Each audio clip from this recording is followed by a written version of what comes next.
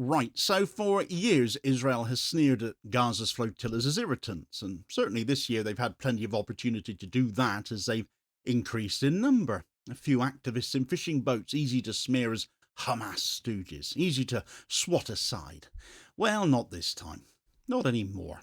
Now they are being joined by warships, not ones on exercises from Turkey and Egypt that just happen to be in the area, but literal actual warships. Spain has dispatched the Audaz from Cartagena. Italy has deployed not one but two frigates now. And suddenly Tel Aviv faces an image it dreaded, and its arrogance perhaps one they thought they never would have to. European warships now shadowing civilian aid boats while Israeli drones buzz overhead to break their siege of Gaza. Ministers insist the blockade is lawful, though. Spokesmen rant that Madrid and Rome are now Hamas. And yet the optics is absolutely devastating. The siege exposed not as strength, but as Israel's brittle paranoia. When NATO frigates have to sail to shield a hospital ship from drones, the question is no longer whether the flotilla is reckless. The question is how fragile must Israel be if flour and baby milk now has to sail under warship escort to get past them. Right, so Israel's foreign ministry thought it had its script ready to go. The global Sumud Flotilla, it declared, was not humanitarian at all, but a provocation. If it were really about aid, activists would unload in any nearby port, they said. Any port outside Israel. Even Israel's Ashkelon, as they had so generously offered. And the supplies could then be peacefully transferred to Gaza. The blockade, it insisted, was lawful. Gaza, it repeated, is Hamas territory. And in case anyone missed the point, former spokesman Elon Levy has gone even further than that on social media by inferring that if the Spanish Navy so much as tried to breach the blockade, that would be an act of war on the side of Hamas. NATO frigates have now been recast as terrorists. Spain and Italy branded Hamas proxies because everything is Hamas. This absolute madness, this attempt to smear even sovereign navies now as Hamas, tells you everything about Israel's state of mind. It's not confidence, it's absolute panic. And then the images began to circulate, didn't they? Fishing boats and ferries carrying flour and medicine, a ship named the Omar al-Mukhtar after the Libyan anti-colonial fighter, equipped as a floating hospital, and above them drones, not one or two, but entire swarms, circling overhead, buzzing and swooping and dropping flashbangs and jamming radios, blasts in international waters, vessels damaged, activists crouching on decks, a nuclear-armed state panicking at the sight of baby milk. A regional power treating gauze and syringes as existential threats to life as they know it. But unlike flotillas past, this time something has very much changed. Civil society is no longer going to be sailing it alone. Italy dispatched not one but two Navy frigates, the Fasan and the Alpino. Spain has sent the Audaz, a maritime action ship sailing from Cartagena.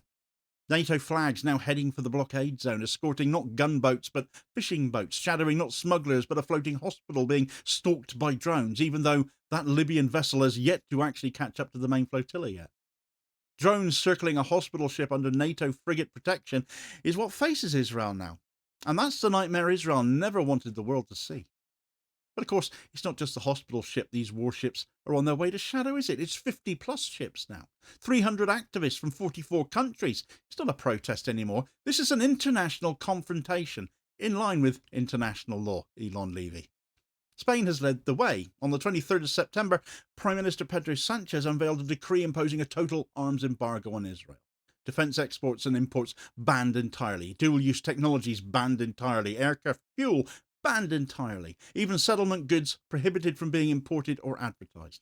Economy Minister Carlos Cuerpo called it a pioneering step at the international level, and I'd agree largely with that, and we need to see more from others. Spain could go further, though. Critics have pointed out the decree still needs parliamentary ratification and does contain a bit of a weasel clause allowing derogations for national interest.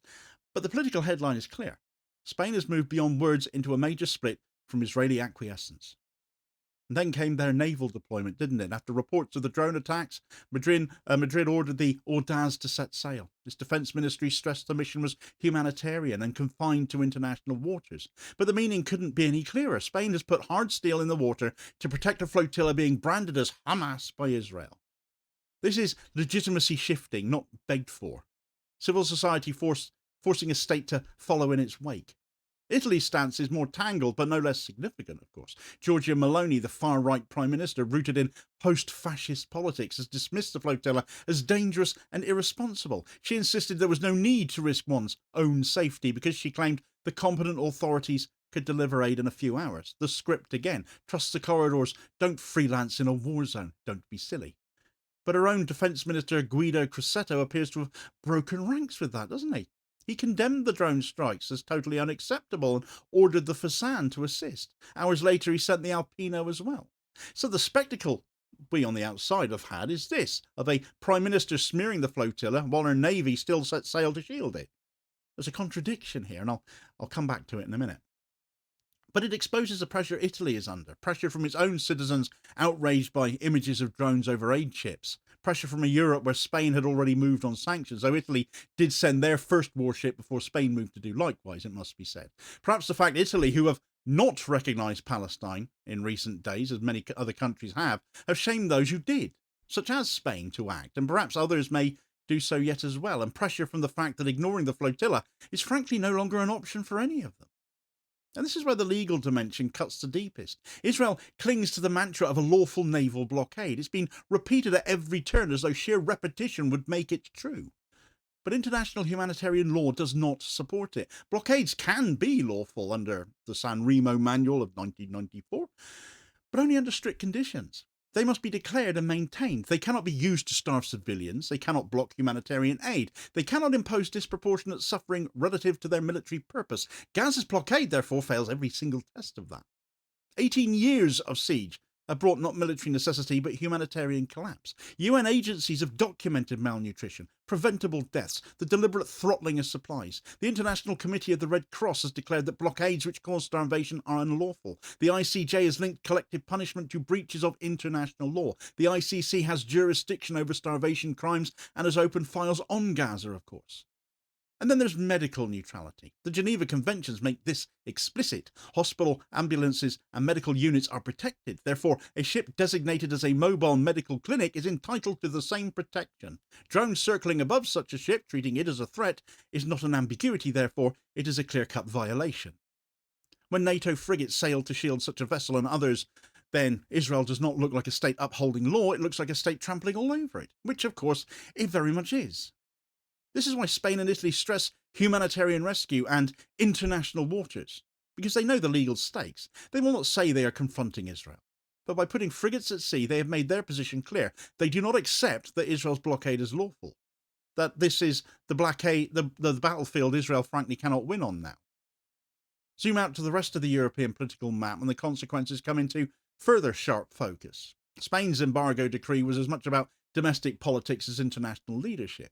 Pedro Sanchez governs a fragile coalition under heavy pressure from Podemos and other left partners. Spanish civil society is mobilised like never before, with dock workers refusing to load arms for Israel, city councils declaring solidarity, protests filling the streets. The embargo was not just morality, therefore, it's political survival. But it was also precedent. The first Western state to impose a total arms embargo on Israel in the midst of its Gaza campaign. Italy, meanwhile, embodies contradiction, as I mentioned a moment ago.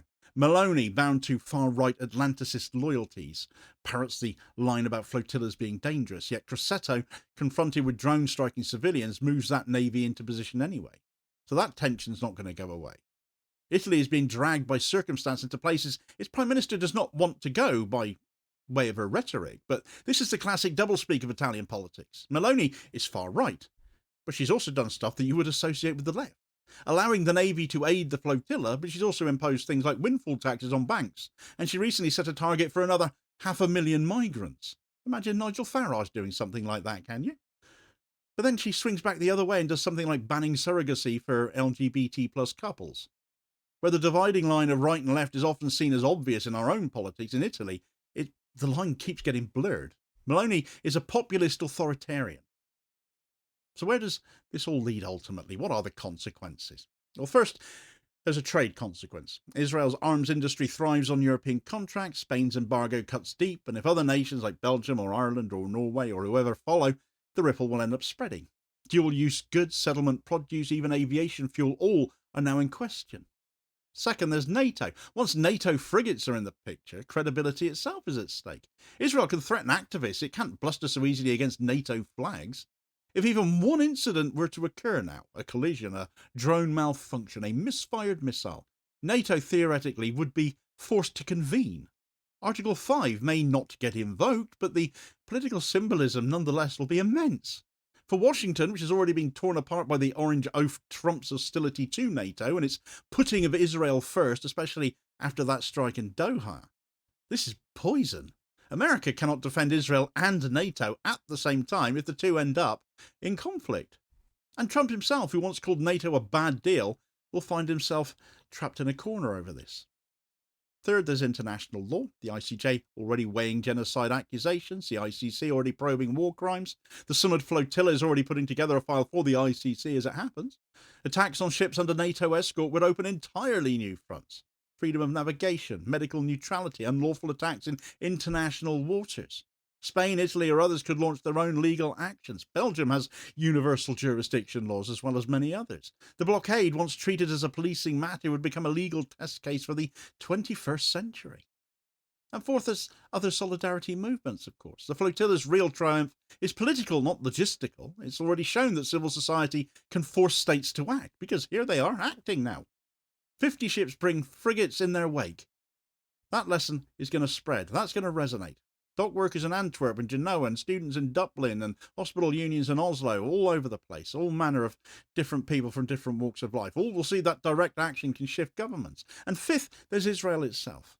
Its strength has always rested on deterrence and impunity. Strike and the West will cover for you. Bomb and Washington will veto any consequences. Starve and Brussels will mumble a bit about it.